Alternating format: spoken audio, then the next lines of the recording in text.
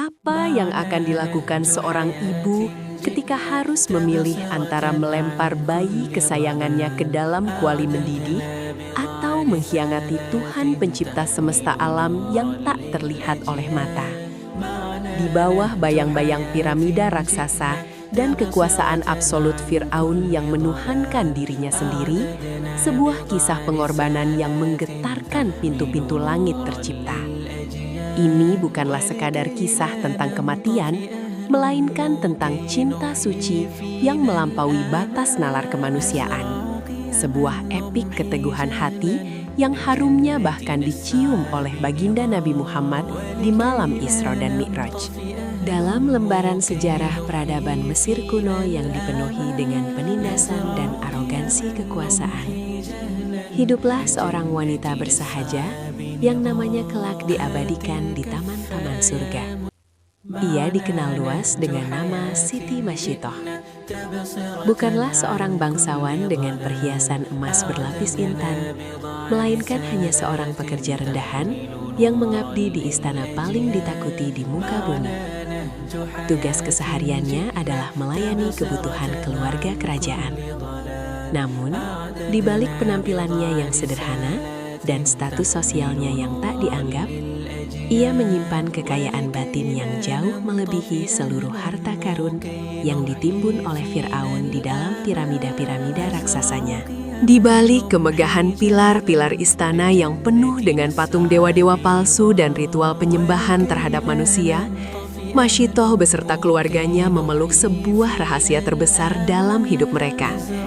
Mereka telah menerima pancaran cahaya hidayah keesaan Allah, sebuah keyakinan yang disembunyikan rapat-rapat dari pandangan mata para prajurit istana.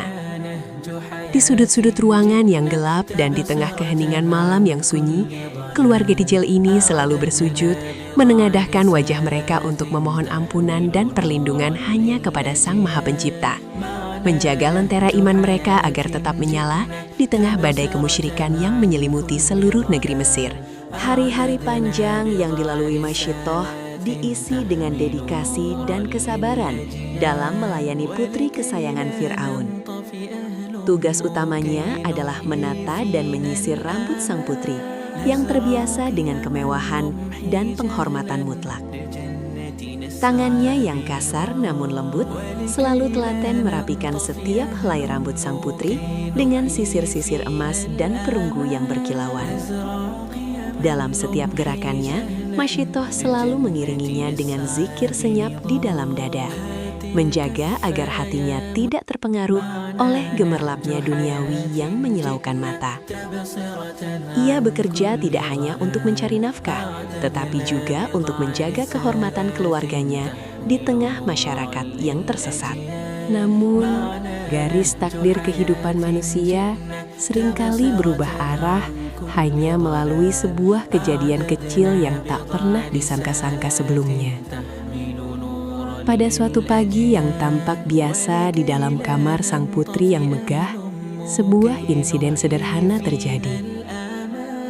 Saat sedang merias sang putri dengan penuh konsentrasi, genggaman tangan Masjitoh tiba-tiba melemah, dan sisir perunggu berukir indah yang sedang digunakannya terlepas, jatuh menghantam lantai marmer istana yang dingin dan mengkilap. Bunyi nyaring dari benturan benda logam itu memecah keheningan ruangan, menjadi pertanda awal dari sebuah ujian maha dahsyat yang akan segera mengubah sejarah kehidupannya untuk selamanya. Dalam sepersekian detik ketika sisir tersebut terlepas dari tangannya, sebuah refleks spiritual yang luar biasa terjadi.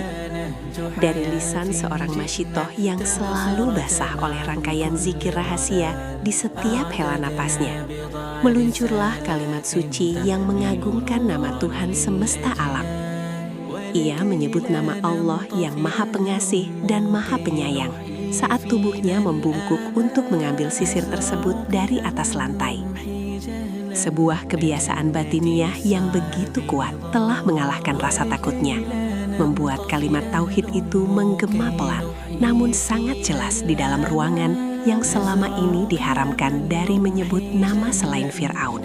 Mendengar ucapan yang sangat asing dan mengejutkan tersebut, Sang putri Fir'aun sontak memalingkan wajahnya dengan ekspresi penuh kebingungan dan amarah yang mulai tersulut. Sang putri segera menuntut penjelasan yang tegas dari pelayannya, mempertanyakan apakah kalimat pujian yang baru saja diucapkan itu ditujukan untuk ayahnya yang selama ini disembah sebagai Tuhan tunggal di Mesir. Suasana di dalam ruangan yang tadinya tenang berubah menjadi tegang dan mencekam.